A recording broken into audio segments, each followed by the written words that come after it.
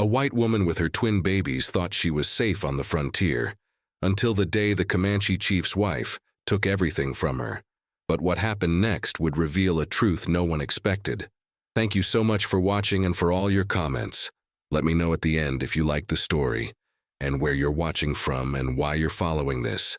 Sarah Miller clutched her twin babies tightly against her chest as the wagon rattled along the dusty Texas trail. Her husband Thomas had been gone for 3 months now, leaving their small homestead to trade furs in Santa Fe. The summer heat beat down mercilessly, causing beads of sweat to form on her brow as she continued her journey to visit her sister in Fort Davis. "Just a few more hours, my darlings," she whispered to the sleeping infants. "Aunt Martha will be so happy to see you both." The 6-month-old twins, Emma and Elijah, were her world, especially with Thomas away. The trail stretched before her, winding through tall grass and scattered mesquite trees. In the distance, the Davis Mountains loomed, their silhouettes promising safety and family. But safety was never guaranteed in the West Texas frontier of 1868. The first indication of trouble came when her horse suddenly stopped, ears pricking forward nervously. Sarah's heart began to pound as she scanned the horizon. The sound of hoofbeats approached rapidly from behind a nearby ridge. "Please, Lord," she prayed, "keep us safe." Within moments, 6 Comanche warriors appeared, their faces painted for war, feathers adorning their long black hair. Sarah froze, knowing that any sudden movement might provoke them. The leader, distinguished by the eagle feathers in his headdress, approached her wagon. "I mean no harm," Sarah said, her voice trembling despite her attempt at courage. "Please, I have children." The warrior studied her with dark, unflinching eyes. He spoke in Comanche to his companions, who laughed harshly. Sarah couldn't understand their words, but their intent became clear when they surrounded her wagon. "Please," she begged, "we have nothing of value."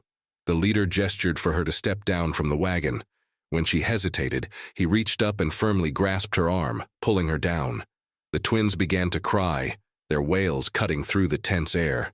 "My babies," Sarah cried, reaching for them. But 2 warriors already had the infants in their arms, examining them with curiosity. The leader spoke again, and Sarah was bound with leather straps, her wrists secured tightly behind her back. They placed her on a horse, and one warrior carefully handed the twins to her, allowing her to hold them against her chest despite her bindings. As they rode away from her abandoned wagon, Sarah's mind raced with stories she'd heard of captives taken by Comanche raiders. Some were tortured, some killed, some adopted into the tribe. What fate awaited her and her children? The twins, exhausted from crying, eventually fell asleep against her, unaware of the danger surrounding them. They traveled for hours, the landscape changing as they moved deeper into Comanche territory. When night fell, they made camp beneath a cluster of cottonwood trees near a small creek. Sarah was given water and a piece of dried meat, which she struggled to eat with her hands bound. "Why are you doing this?" she asked the warrior who brought her food, knowing he probably didn't understand English. "Where are you taking us?" The man simply looked at her, then glanced at the twins. He spoke a single word in Comanche before walking away. That night, as Sarah lay on a buffalo hide under the stars, her babies nestled beside her, she wept silently. Her thoughts turned to Thomas, who would return to an empty homestead with no idea what had happened to his family. Would he search for them? Would he ever find them? Or was this the beginning of a new life, one she had never imagined and deeply feared? Morning came with no mercy for her aching body and troubled mind. The warriors broke camp quickly, and soon they were traveling again. By midday, Sarah caught sight of smoke rising from multiple fires in the distance. They were approaching a Comanche village. As they rode into the encampment, curious eyes fell upon the white woman and her twin babies. Children ran alongside the horses, pointing and chattering excitedly. Women emerged from teepees, their faces showing a mixture of curiosity and suspicion. The leader dismounted and spoke to an older man who appeared to be a respected elder. There was much discussion, with occasional glances toward Sarah. Finally, a decision seemed to be reached. Sarah was helped down from the horse and led toward a large teepee adorned with painted symbols of what appeared to be hunting scenes. Inside sat a woman of striking appearance. Her long black hair was braided with colorful beads, and her dress was elaborately decorated with intricate beadwork. Her face, though beautiful, held no warmth as she regarded Sarah and the twins. This, Sarah realized with growing dread, was the wife of the chief. The woman stood and circled Sarah slowly, examining her from head to toe. She reached out and touched one of the twins' pale blonde hair, so different from Comanche children. Then, with a sudden movement that startled Sarah, she barked an order to the warriors who had escorted her. Sarah was pushed to her knees. The twins still clutched protectively against her. The chief's wife spoke again, her tone harsh and commanding. 2 Comanche women appeared and took the babies from Sarah's arms despite her desperate protests. "No, please, don't take my children," Sarah screamed, struggling against her restraints. The chief's wife slapped her hard across the face, silencing her cries. Through tears, Sarah watched as her babies were carried away, their frightened wails echoing in her ears long after they disappeared from sight. The next morning, Sarah awoke in a small teepee where she had been placed after her children were taken.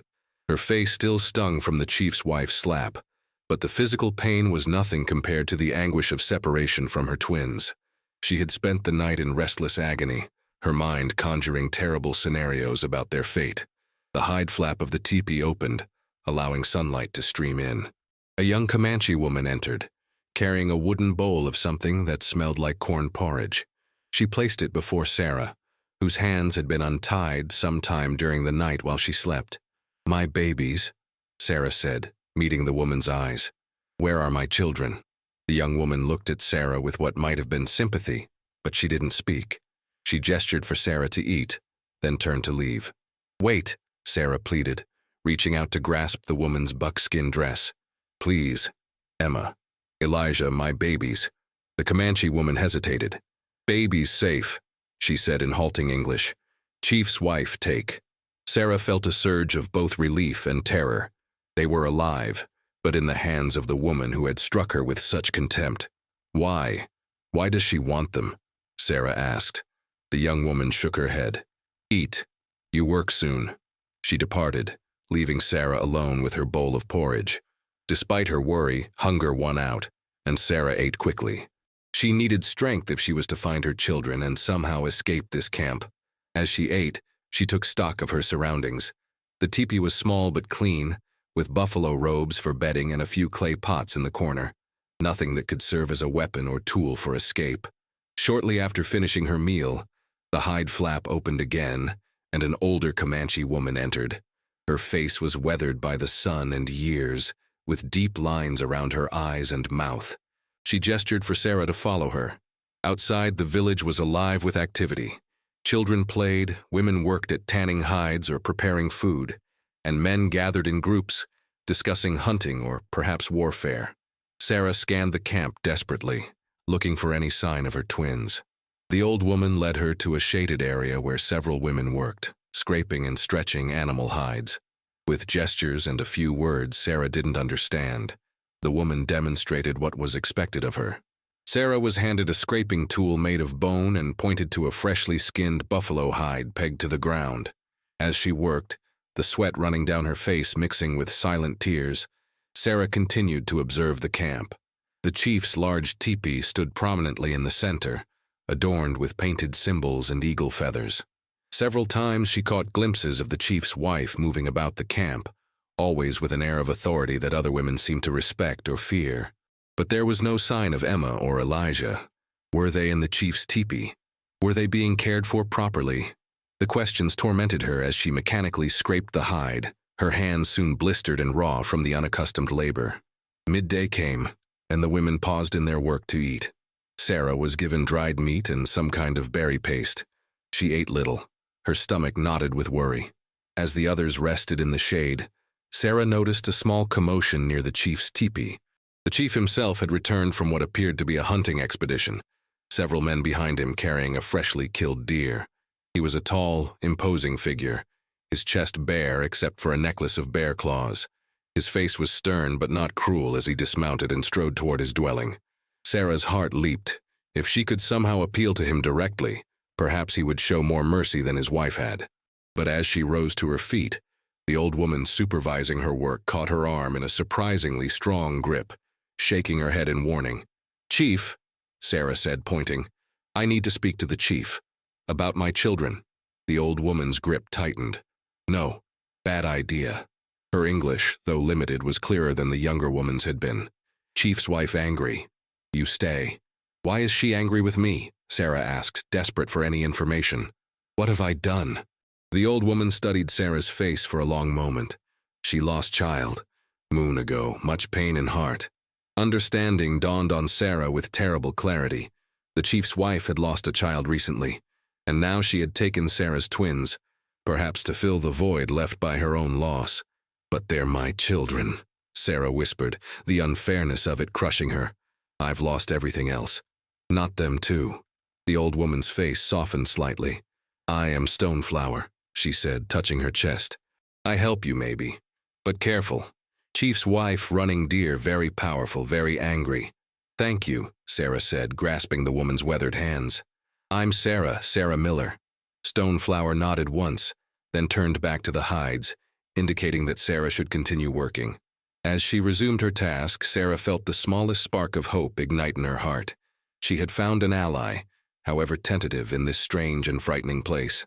As the sun began its descent, the women gathered their tools and the prepared hides. Stoneflower gestured for Sarah to help carry a stack of scraped skins to a teepee on the eastern edge of the camp. As they walked, Stoneflower spoke quietly. Chief is called Eagle Eye. Good man, fair. But love wife much, listen to her often. Will he let me see my children? Sarah asked. Stoneflower shrugged. Maybe. Running Deer keep babies in Chief's teepee. They cry much for mother's milk. Sarah's breasts ached at the mention, painfully full with milk her babies needed. They must be hungry. Please help me see them. After depositing the hides, Stoneflower led Sarah back toward her small teepee. As they passed near the central area of the camp, Sarah suddenly heard a sound that made her heart stop. The unmistakable wail of her son Elijah, followed by Emma's higher-pitched cry. Without thinking, Sarah broke away from Stoneflower and ran toward the sound. She reached the chief's teepee and pushed aside the flap, desperate to reach her children. Inside, the chief's wife, Running Deer, sat with both twins on a bed of furs. They were clean and dressed in small buckskin garments, but their faces were red from crying, their little arms reaching out as if searching for their mother. My babies! Sarah cried, rushing forward. Running Deer leapt to her feet, placing herself between Sarah and the twins. Her face contorted with rage as she shouted words Sarah couldn't understand. Behind Sarah, several people had gathered at the entrance of the teepee, drawn by the commotion. Please, Sarah begged, falling to her knees. They need their mother. They need milk. Running Deer stared down at her with cold eyes. She spoke sharply to someone behind Sarah, and rough hands grabbed her shoulders, beginning to drag her away from her children. No, Sarah fought against the grip. Emma, Elijah.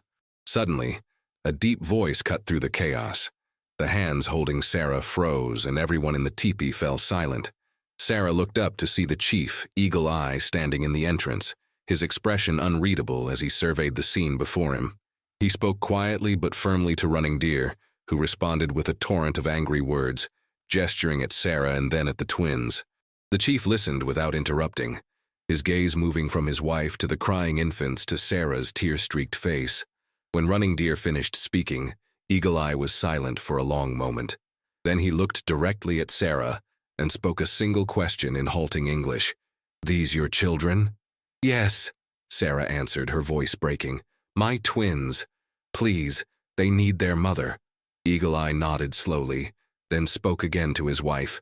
Whatever he said caused Running Deer's face to darken with anger, but she did not argue further. With evident reluctance, she stepped aside, allowing Sarah to approach the twins. Sarah crawled forward and gathered Emma and Elijah in her arms, sobbing with relief as she held them close. They immediately quieted, recognizing their mother's scent and touch. Eagle Eye watched this reunion with an expression that Sarah couldn't quite read. Curiosity, perhaps, or something deeper. You feed, he said to Sarah, gesturing to her chest and then to the babies. Then they return to my wife. No, Sarah protested. They need to stay with me, please. Eagle Eye's expression hardened slightly. You, prisoner. Children stay with Running Deer. You come feed when sun rises, when sun middle, when sun sets. It wasn't what Sarah wanted, but it was better than complete separation. She nodded in acceptance, tears streaming down her face as she nursed her hungry children, aware of Running Deer's hostile gaze burning into her back. A week passed in this strange arrangement, with Sarah permitted to nurse her twins 3 times a day in the chief's teepee, under Running Deer's watchful and resentful eyes. The rest of her time was spent working alongside the other women, learning their ways out of necessity. Stoneflower had become something of a protector, teaching Sarah basic words in the Comanche language and explaining aspects of tribal life that might help her survive. Running Deer lost son, Stoneflower explained one afternoon as they worked side by side, grinding corn between flat stones. Baby sick die before moon changes. She blame herself. Thinks spirit's angry. I understand her grief, Sarah said softly, thinking of how devastating it would be to lose Emma or Elijah. But taking another mother's children isn't the answer. Stoneflower nodded sagely. She know this in heart, but pain make people do strange things. Sarah had noticed that despite Running Deer's possessiveness of the twins, the woman seemed increasingly frustrated by their continued crying and fussiness when separated from their mother. The babies would settle when Sarah nursed them, only to begin wailing again when she was forced to leave. On the 8th day of her captivity, as Sarah entered the chief's teepee for the midday feeding, she found Running Deer alone with the twins, looking exhausted and defeated. Emma was screaming inconsolably while Elijah whimpered, his face red from exertion. They no sleep, Running Deer said in broken English, surprising Sarah, who hadn't heard the woman speak her language before. Cry all night, want mother. Sarah approached cautiously and gathered her babies into her arms. They immediately began to quiet, their little bodies relaxing against her familiar warmth. They're very young, Sarah explained gently, sitting cross-legged on a buffalo robe to nurse them. Twins need their mother more than other babies. My grandmother was a twin, and she told me twins share a special bond with each other and their mother. Running Deer watched with a mixture of resentment and curiosity as the babies nursed contentedly. After a long silence, she spoke again. My son, Jumping Fox, he strong baby. Then sickness come. Her voice cracked slightly. I not strong enough to save. Sarah felt an unexpected wave of compassion for the woman who had struck her and taken her children. I'm sorry about your son. No mother should lose a child. Running Deer's eyes flashed. White men bring sickness to our people. Many children die. Not all white people wish harm to the Comanche, Sarah said carefully. My husband trades fairly with all people, and I would never want any child to suffer. Running Deer studied Sarah's face, searching for deception. Finding none, her shoulders slumped slightly. Eagle Eye say we not keep your babies forever. Say it wrong. Hope surged in Sarah's chest. Does that mean you'll let us go? No. Running Deer shook her head firmly. You still prisoner, but maybe. She hesitated, seeming to struggle with what she wanted to say. Maybe babies stay with mother at night. Better for all. It wasn't freedom, but it was an improvement that Sarah hadn't dared hope for. Thank you, she whispered, genuine gratitude in her voice. The twins will be calmer, and you'll be able to rest. Running Deer nodded curtly, then stood and left the teepee, leaving Sarah alone with her babies for the first time since their capture. Sarah held them close, whispering prayers of thanks and promises that somehow, someday, she would find a way for them to escape. That evening, Stoneflower helped Sarah prepare her small teepee for the twins, bringing additional buffalo robes for warmth and a special cradle board that could hold both babies securely. As Sarah settled the twins for the night, their little eyes already closing in contentment at being with their mother, Stoneflower lingered by the entrance. Running Deer changing, the old woman observed. She watch you with babies. See good mother. I hope so, Sarah replied, gently stroking Emma's fine blonde hair. I just want to keep my children safe. You learn our ways quick, Stoneflower continued. Work hard, no complain. Chief noticed this. Sarah looked up sharply. What do you mean? Stoneflower's weathered face crinkled in a slight smile. Eagle Eye watch everything in camp. See how you care for babies, how you work with women. He thinking much about white woman and twin babies. Before Sarah could ask more questions, Stoneflower departed, leaving her to wonder what the chief's thoughts might mean for their future. Could there be hope for release, or was she misinterpreting these small mercies? The next morning brought an unexpected development. As Sarah worked at scraping hides, Eagle Eye approached, causing the other women to lower their eyes respectfully. He stood before Sarah, his tall frame casting a shadow over her work. "You come," he said simply, gesturing for her to follow. Heart pounding, Sarah set aside her scraping tool and rose to her feet. The twins were sleeping in a cradle board nearby, and she reached for them instinctively. "Babies stay," Eagle Eye said. "Safe with women, you come alone." Reluctantly, Sarah left her children in Stoneflower's watchful care and followed the chief. He led her to a secluded spot by the stream that ran near the camp, where 2 horses were tethered to a cottonwood tree. Sarah's pulse quickened. Was this an opportunity to escape? Or was he taking her somewhere to kill her away from the eyes of the camp? Eagle Eye gestured for her to sit on a flat rock near the water's edge. He remained standing, his arms crossed over his chest, studying her intently. "You have husband?" he asked abruptly. Sarah nodded. "Yes, Thomas Miller. He's a traitor. He was traveling to Santa Fe when I was captured." "This husband, he good man? Good to you?" "Yes," Sarah answered, confused by the questioning. "He's kind and hard-working. He loves me and our children very much." Eagle Eye nodded slowly, processing this information. "He searched for you now, I think." The thought brought both hope and fear to Sarah's heart. "Probably. When he returns home and finds us gone, he'll look for us. Many white men. When Comanche take family, they come with soldiers. Many die. Your man, he come with soldiers?" Sarah considered the question carefully. "Thomas would want to find us peacefully if possible. He has friends among many tribes. He speaks some Comanche words learned from traders." This seemed to interest Eagle Eye. "What his name again?" "Thomas Miller." A flicker of recognition crossed Eagle Eye's face. "Tall man. Hair like fire?" He gestured to indicate red hair. Sarah's heart leaped. "Yes, that's Thomas. Do you know him?" "Trade with him. 2 summers ago. Fair man. Good trader." Eagle Eye's expression became thoughtful. "This changes things." "What things?" Sarah asked, hardly daring to hope. "Running Deer take you and babies for her pain. I allow because she suffer much. But taking good trader's family." He shook his head. "Not honorable. Does this mean you'll let us go?" Sarah asked, her voice barely above a whisper. Eagle Eye looked toward the distant mountains. "Not simple. Running Deer proud woman. Need way she not lose face with tribe." He turned his penetrating gaze back to Sarah. "I think on this. You wait. Care for babies, work well." With that cryptic response, he gestured for her to stand and led her back toward the camp. As they walked, Sarah's mind raced with possibilities. For the first time since her capture, she allowed herself to truly hope for freedom. When they returned to camp, Sarah found Running Deer holding one of the twins. Elijah, she realized with a start.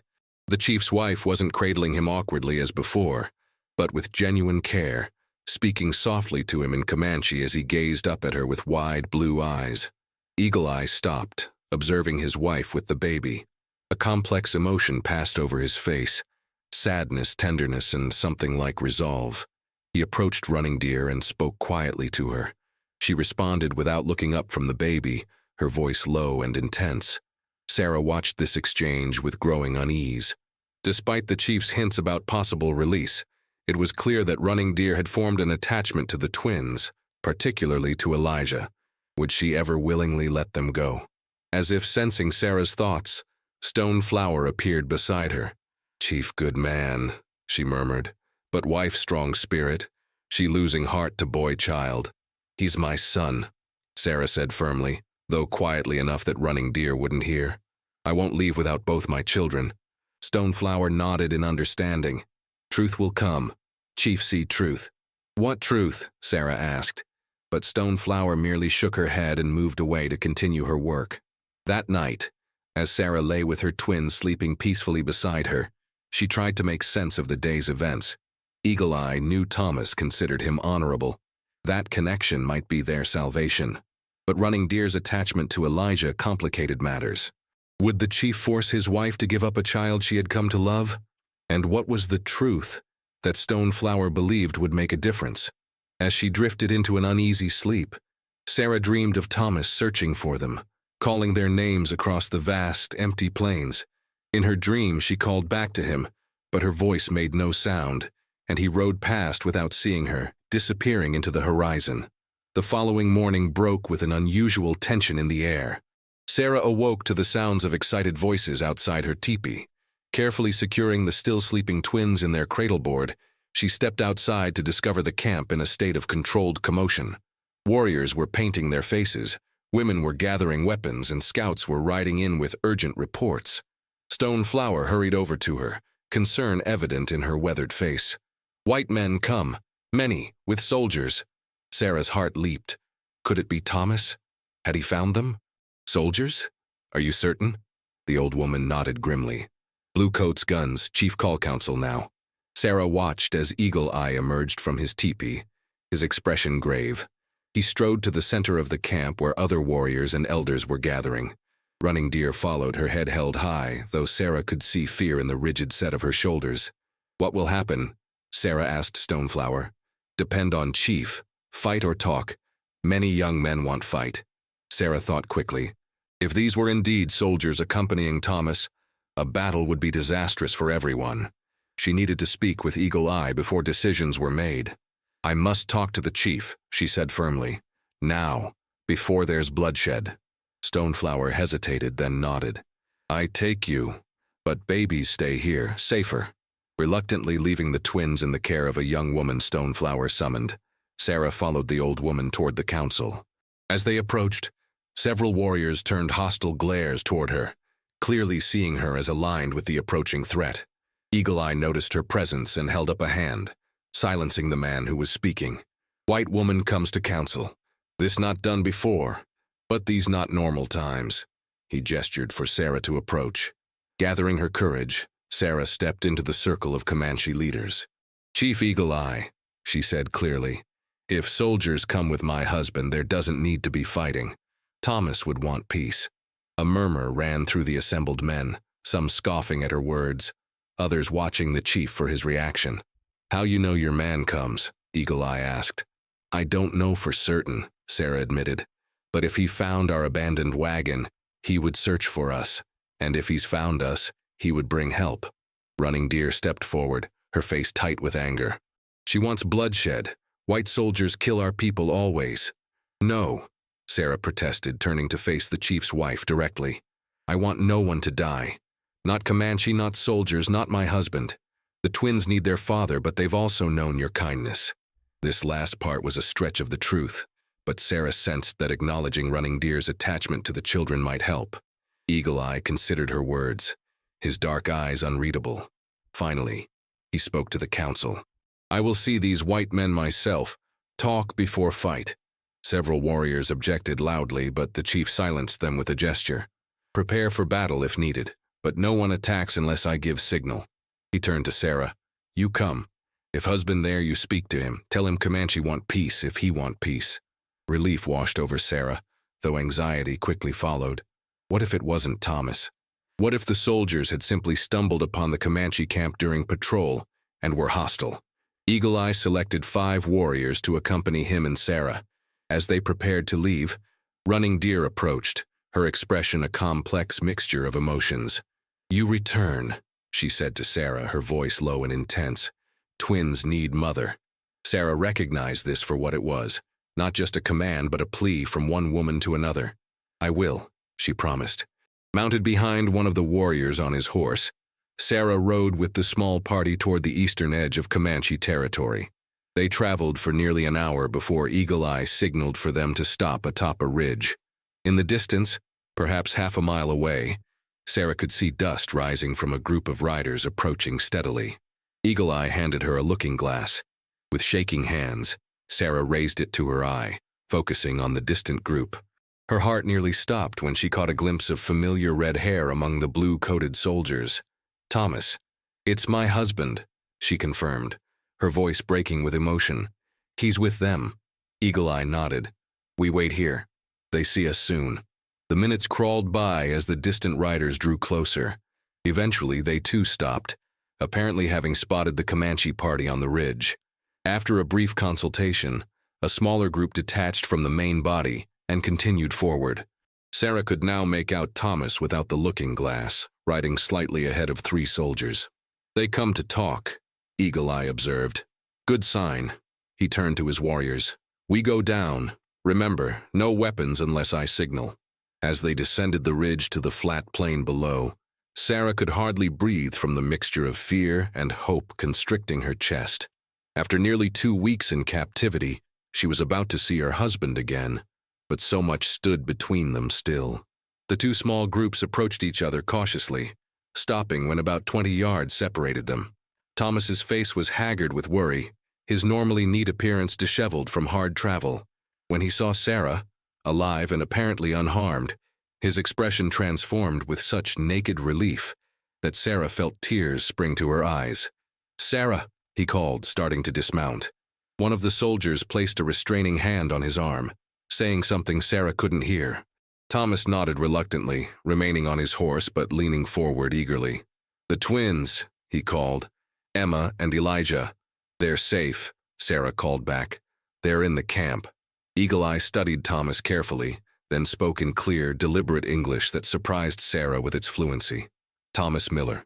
We traded 2 summers past. You remember Eagle Eye?"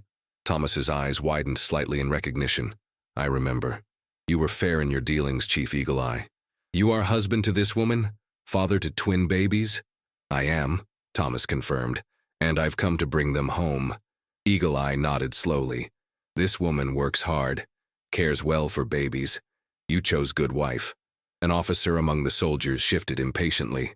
"Chief, we've come with sufficient force to ensure Mrs. Miller and her children are returned. We prefer to resolve this peacefully."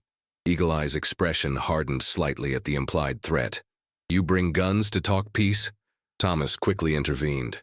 "We came prepared for any situation, Chief Eagle Eye, but I vouched for your honor to the captain here. I told him you would listen to reason." "And what reason you offer?" Eagle Eye asked. "Let my wife and children go, and there will be no conflict. I'll ensure the army leaves your people in peace. Additionally," Thomas hesitated, then continued, "I've brought trade goods as a gesture of respect. Not payment, but acknowledgement of your position." Eagle Eye considered this, then turned to Sarah. "You wish to return with this man? He good husband still?" "Yes," Sarah answered without hesitation. "He is a good man, as I told you. We want only to go home with our children." The chief was silent for a long moment, his gaze moving between Sarah and Thomas. Finally he spoke. "The woman and children were taken by my warriors during raid. This was wrong." He held up a hand to silence the murmurs from his men. "The children have brought both joy and pain to my wife, who lost her own son, but they belong with their parents." Relief flooded through Sarah, but it was tempered by the knowledge that Running Deer would be devastated. As if reading her thoughts, Eagle Eye continued, "You will come to camp, see that children are well, then take family home." He looked directly at the soldiers. "But only husband comes. Soldiers wait here." The captain began to object, but Thomas quickly agreed. "Thank you, Chief Eagle Eye. I trust your word." With arrangements made, Thomas rode forward to join Sarah and the Comanche party. When he reached her, their eyes met in a look of such profound love and relief that words were unnecessary. Side by side, they rode back toward the Comanche camp, hope rising with every hoofbeat. Upon their arrival, the camp was tense with anticipation. Women and children watched curiously as Thomas dismounted and helped Sarah down from her horse. Stoneflower approached, carrying the cradle board with both twins sleeping peacefully. "Your babies," she said to Thomas with a small smile.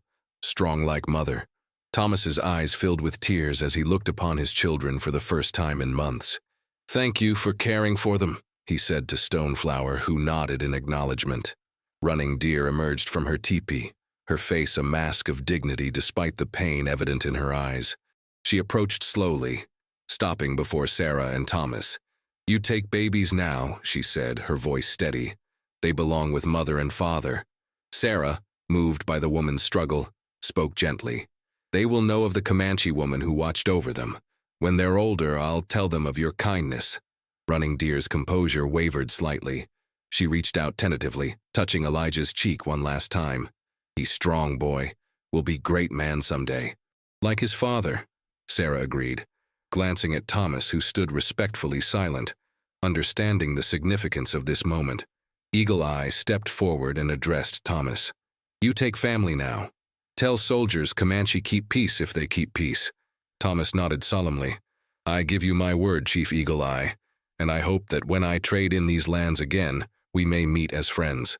The chief considered this, then extended his hand in the white man's gesture of agreement. Friends who respect each other. This is good way. As final preparations were made for their departure, Sarah gathered the few belongings she had acquired during her captivity. A small beaded pouch Stoneflower had given her, a tiny pair of moccasins made for Emma. Stoneflower embraced her briefly. You strong woman, Sarah Miller, twins lucky to have such mother. I'll never forget your kindness, Sarah told her. You saved us in more ways than you know. With the twins secured in the cradle board attached to Thomas's horse, Sarah mounted the horse provided for her. As they prepared to ride out, she looked back at the camp that had been her prison, and strangely a place of unexpected connections. Running Deer stood straight and proud beside her husband, her hand clasped tightly in his, a detail that didn't escape Sarah's notice. Perhaps in supporting his wife through this loss, Eagle Eye would help heal the wound left by their son's death. And perhaps Running Deer, having known the twins, might find peace in memories rather than in possession. As they rode away, Thomas reached across the space between their horses and took Sarah's hand in his. I never stopped searching, he said, his voice thick with emotion. When I found the wagon, I feared the worst, but I couldn't give up hope. I knew you'd find us, Sarah replied, squeezing his hand. Even in the darkest moments, I believed that. They rode in companionable silence for a while, both processing the extraordinary events that had led to this reunion. The twins awoke and began to fuss, causing them to stop briefly while Sarah tended to them. As she nursed the babies, Thomas watched with wonder and gratitude. They've grown so much, he marveled. Elijah looks stronger. They've both been resilient, Sarah said. Children adapt in ways we adults cannot. When they finally reached the waiting soldiers, there was much relief and congratulation. The captain, true to the agreement, ordered his men to withdraw without approaching the Comanche camp. As they began the long journey home, Sarah looked back one last time toward the distant camp, now just a smudge on the horizon. She thought of Running Deer, of Stoneflower, of Eagle Eye, people who had begun as enemies but had revealed their humanity to her in unexpected ways. What are you thinking? Thomas asked, noticing her contemplative expression. Sarah smiled softly, cradling the twins who had fallen asleep again. I'm thinking that truth has a way of revealing itself, even in the most unlikely circumstances.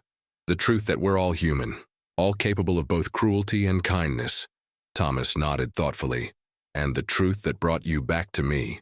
Yes, Sarah agreed, turning her gaze toward the future, toward home. That truth most of all.